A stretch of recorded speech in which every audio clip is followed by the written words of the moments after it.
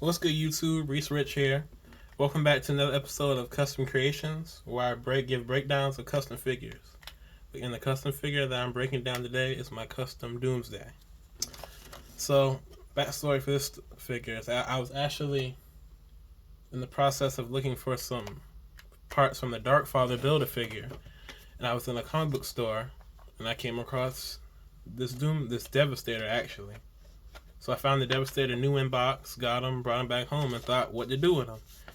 So I was feeling around the figure. It has some nice weight to it, really nice design. I like how the spikes protrude from the body. And I thought to myself, everyone else has done it, and I tried to keep myself from doing it, but I figured, you know what? I got a bunch of Superman, got my Death of Superman display. I might as well get a Doomsday. Because I looked at the official one McFarlane produced, but there are things I didn't like about it. So I figured I'd try to do my own. Now, what some people have done is, well, obviously use the Devastator body, and then you paint it, add the little chest protrusions in the middle, and I've seen more people add spikes and make their own Doomsday. What some people have done is they've taken the legs from the Bane Build-A-Figure from Last Night on Earth, the boots, and put them on here, which gives him a more accurate look, but also gives him a few more inches in height. So I've been thinking about doing that recently, since I've just recently started pulling out pins and swapping parts around from the pins.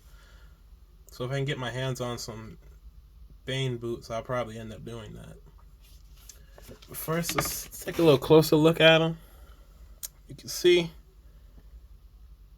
Devastator body book, really nice book. I like that figure just in its normal version. You can see I added the paint detail to the spikes, the toes, claws on the hands, spikes on the shoulders. I also first cut off the Devastator ears, and then added the paint detail around the brow and the beard of spikes. I really like how this guy came out.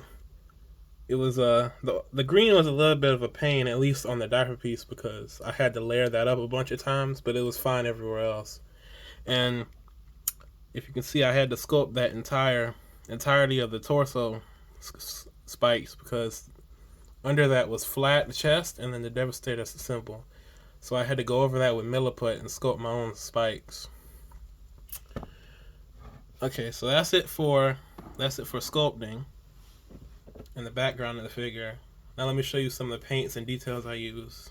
So first, to get the green, went to Walmart and got some apple barrel matte Christmas green for the green. It went on well, like I said, just had to layer it a few times over a base of black, but once I sealed it, it was fine. Then actually, before I get to the next one, here's what I use: Vallejo black primer.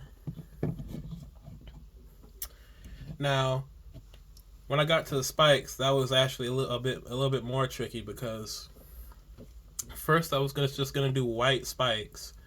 Then I decided I want more of a bone look, so then I decided to use this granite gray, but still came off a little too clean, a little too white. So what I actually ended up doing was taking this antique white, and after I dry brushed the granite gray on, I dry brushed the antique white, and it mixed and gave this kind of grayish bone color, which I really like how it came out. And of course, as usual, set it with Mod Podge. So as you can see, the ponytail, what I did for that is actually go looking through a box of my old WWE figures, and I found this old Kofi Kingston figure. I believe from 2011. I've always had this guy, always loved this figure, coming back to play with him. And I noticed, looking for a ponytail, he had one on the back of his head. So what I did was cut it off with my X-Acto knife, put it on the paint stand, painted it up, primed it black, painted it black, and then painted it white, and then glued it on top. I was originally going to try to keep it on with some little blue sticky tape, but eventually decided to just glue it on. I like how it looks. It could be a little longer, it may be a little looser, but if I want to change it, I can. And obviously you see the toenail detail, and you detailing spikes across the legs. So, okay, that's it for what I used to paint it and do the ponytail. Now, give me a second, I'll show you some figure comparisons. Okay, so to start off some Death and Reign of the Superman action, here we have Doomsday with Superboy. Next, here we have Doomsday with John Henry Irons, aka Steel.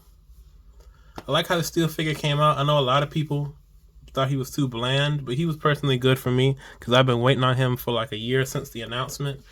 Also, a lot of people had gotten, if you can see, a lot of blue detail on the private area, but I didn't get that much. I know some people just got globs straight down. But yeah, overall, I like that figure. I might do a repaint. I just gotta figure out what's the best way to get him to shine silver and also keep articulation. Okay, now as you can see, I don't have the official Eradicator figure. I wanted it, but as many other people can relate, I was never able to see that figure in person at all. I looked and was never able to find it. But here I have my Doomsday with my custom Eradicator Lois Lane, who takes up the space for Eradicator on my shelf. Now, as you all know, we currently do not have an official recovery suit Superman. The closest we've gotten is, I believe, the Lois and Clark Superman that has the beard and the black suit with the silver outlining. I had one of those, but I used it for another custom, and I'll show that eventually down the line. But just to supplement that spot for right now, here we have Superman DC Classic. There was a little bit points of contention about this figure. I really like it. Obviously, I've been looking for a way to swap the trunks, but I just haven't found a pair that fits yet. And some people got back and forth about the smile. I personally like it. And obviously, well, it's not that debatable that the hands are too big. But overall, I really like this figure. I really want to, like I said, swap the trunks, but they work for right now. So here's Superman and Doomsday. And now, here we have all the previously shown figures together. As you'll probably notice here, as long as the last segment, I didn't mention anything about Cyborg Superman. Well, that's because obviously McFarlane has made his. That's supposed to be released soon. I believe so. I've seen some people with it already, even seen a custom somehow. But it's the new 52 Superman, and I want the more classic design. So I've already made my own and had it for a few months now. But I don't want to show it yet. I want to give it its own dedicated video, and then we can get all of these guys and Cyborg Superman together. But yes, I believe that's all I have for this episode of Custom Creations. Please be sure to like, comment, and subscribe. And as always, thank you for watching.